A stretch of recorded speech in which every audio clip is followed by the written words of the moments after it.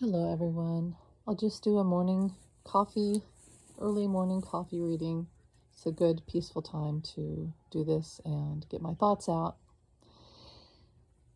Uh, yeah, I posted that video from TikTok. It's not my video, it's from TikTok. Clearly, the watermark, the labels on it of who made the video. I just posted it, as many people do. Of 45, yanking the FIFA gold trophy away from Infantino.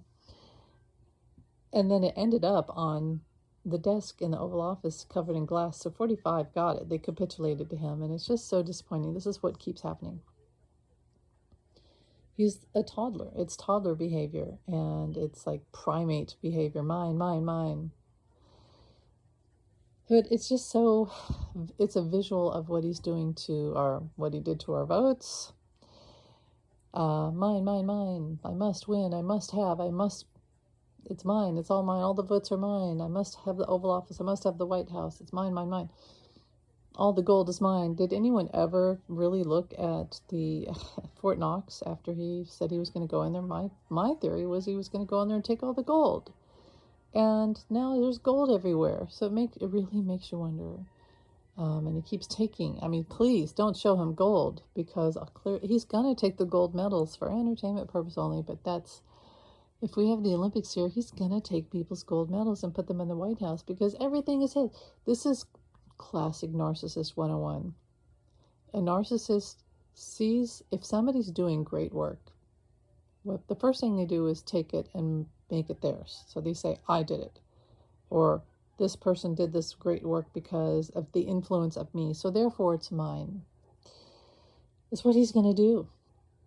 But also it's a visual of how he's treating just money in general. And now, like with him firing the woman from the Federal Reserve, doesn't that mean he's trying to, because she's already said she's not going to leave and it's going to be challenged.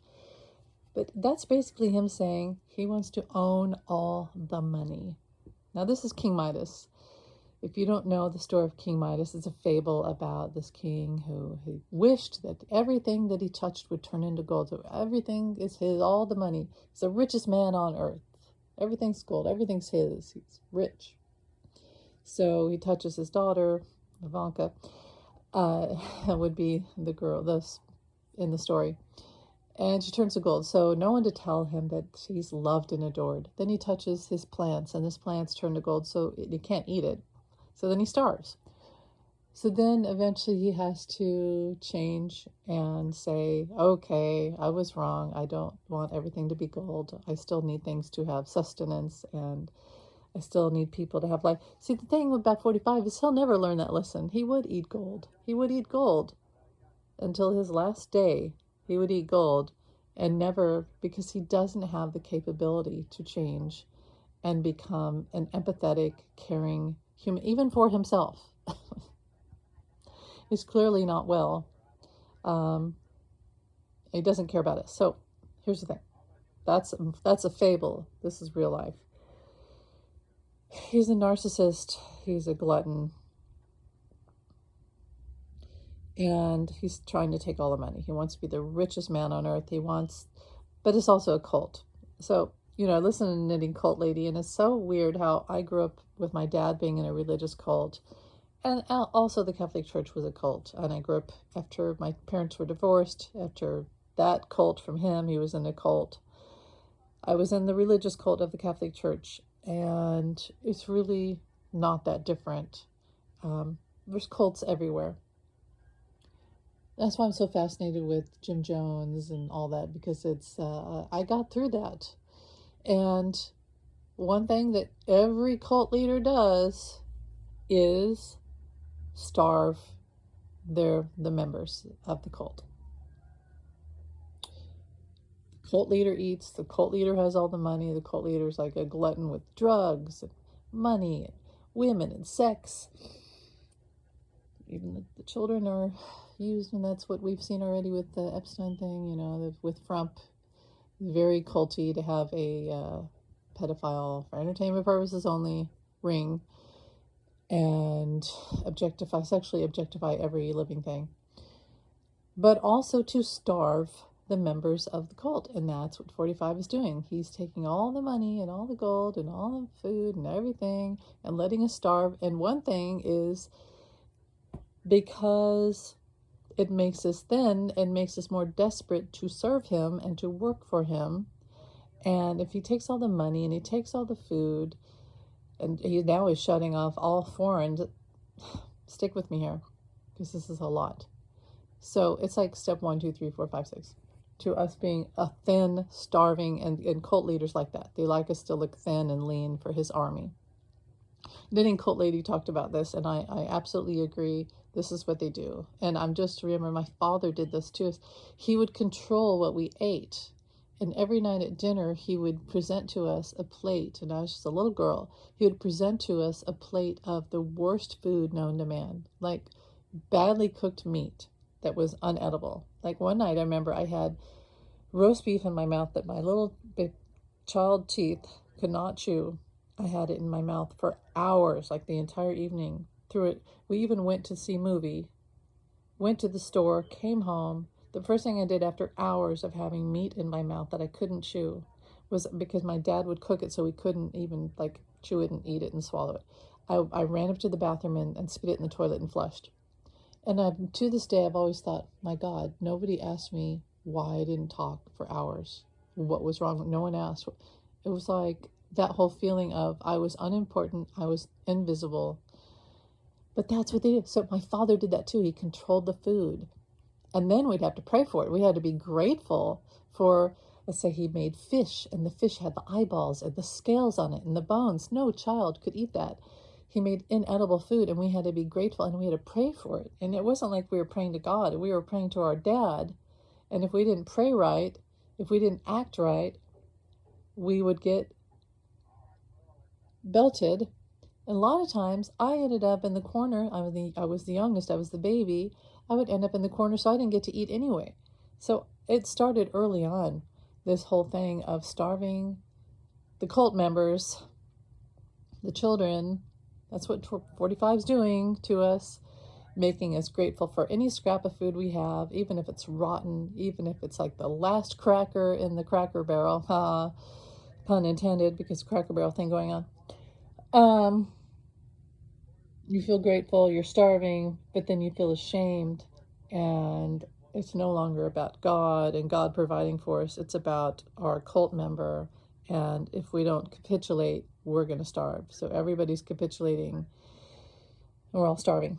He has made it now so foreign countries, even the UK, can't send anything to America. So he took all the workers out of the fields. He did that. It was the first thing he did. Took all the workers out of the fields. So food rotting on the side of the roads. I saw a pile of oranges rotting. They just dumping them. Burning the food that was meant for children. No food going to food banks. So, and now what would our food be? Our food would have to be outside food out of the country, right? Nope. He's destroyed that. So now we're all going to starve. That's what cult leaders do to their cult members. He wants us to starve until we're so desperate that we're begging him for food. And we're starving, and so we are his lean, attractive, bony, muscular army, like Jim Jones did. That's what he did to them in Guyana. They were starving. And he's fat on the hog, eating at his drugs and his food and his guns and his money and his Russian connections. That's what Jim Jones had. Same thing. His chocolate, his steak, his lobster, his everything. Cake. And we're starving. That's what he's doing to us, folks. That's what he's doing. Is it going to work? Well, the courts are going to challenge him every step of the way. I do feel something will challenge his new order that you can't send, what is it, $800? It has to be over $800. I don't know what it is, foreign country. Well, they've stopped sending the thing. So that will be challenged. That will be stopped. Oh, God, it's too much. It's too much to talk about. And again, because it's tied to my childhood, it's really hard for me to talk about this. That's why I don't make videos all the time, because it's really hard for me. I know that sounds like I'm a big baby, but it really is emotionally triggering That's why I didn't want him in office. Because I've already been through all this in my life. And the next thing will be, will we even get to go to the bathroom? That's what happened to me as a child. Corporal punishment. Him using the National Guard to, we can't even go outside to vote. We can't go outside. We're going to be scared. He's got guns. We make the wrong move, say the wrong thing. Water. What we won't be able to. AI now is stealing all our water and our electricity. That's a different story. I don't want to be doomsday because I do believe, and Spirit has shown me that every step of the way he's going to be challenged. But it is hard. But I'm just telling you what he's doing. I'm not saying that it's going to work. But in small parts, yes, it's working. On a larger scale, no, he's going to be challenged. And look at him. He's decaying. Now let's talk about his health. The bruise on his hand. So I've always said this. Look at King Henry VIII, syphilis.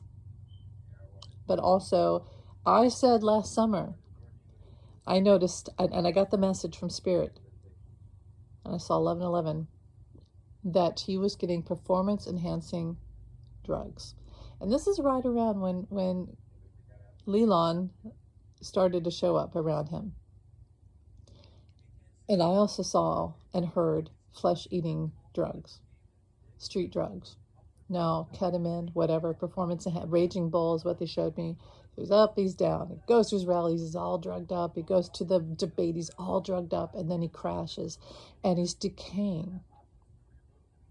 The IV, the bruise on his hand, I believe, like stem cell, like Uten gets a stem cell. That's how he's survived. 45, B12 IVs, stem cell IVs, but also ketamine. The face paint got darker to cover up that, the syphilis, and the whole thing with the ear. So I posted a thing, Frank's ear. A hospice nurse was talking about how it's a very big indicator of end of life when someone has that, their earlobe starts to fold under and have that big crease. But it's also a big sign. I don't know why they showed George Bush, but it's a big indicator of artery blockage and heart failure. Now, I said months ago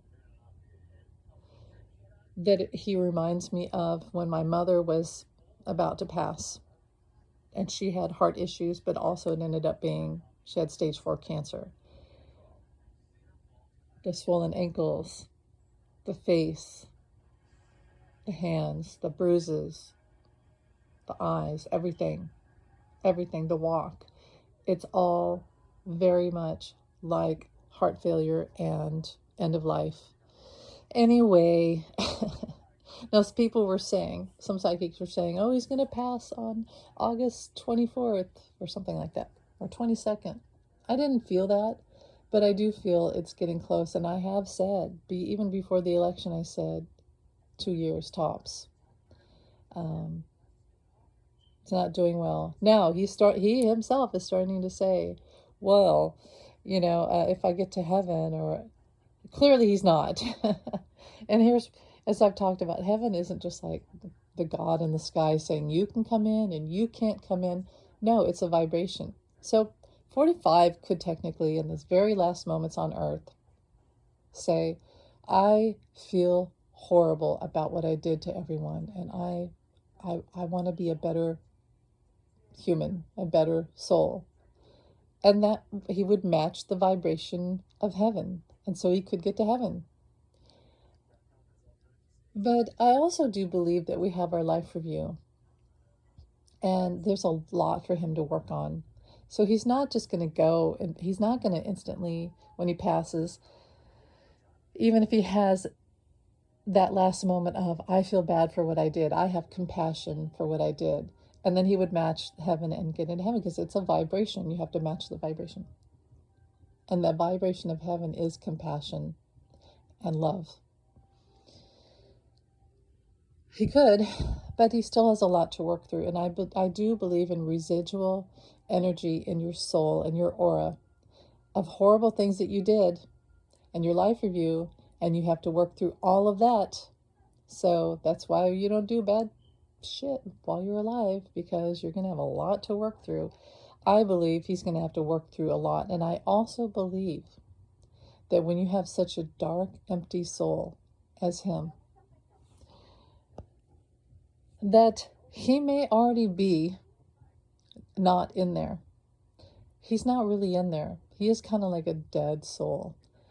And he checked out a long time ago. And what we have walking around is really like the Antichrist in a body.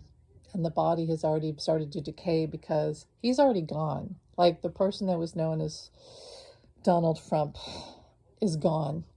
And what we're seeing is an Antichrist. I really believe it, for entertainment purpose only. That's why his body's decaying right in front of us. He's still walking around, but he's not in there. Like the human, the soul is not in there. That one is already on the other side, working through his shit, healing.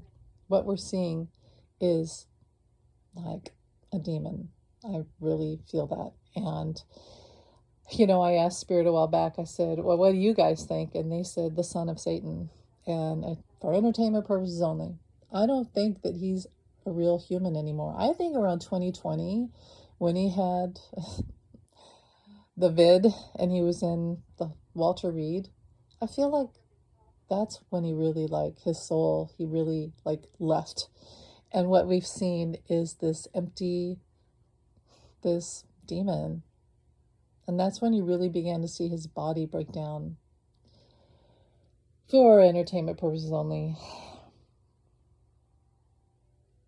I don't wish harm on anyone.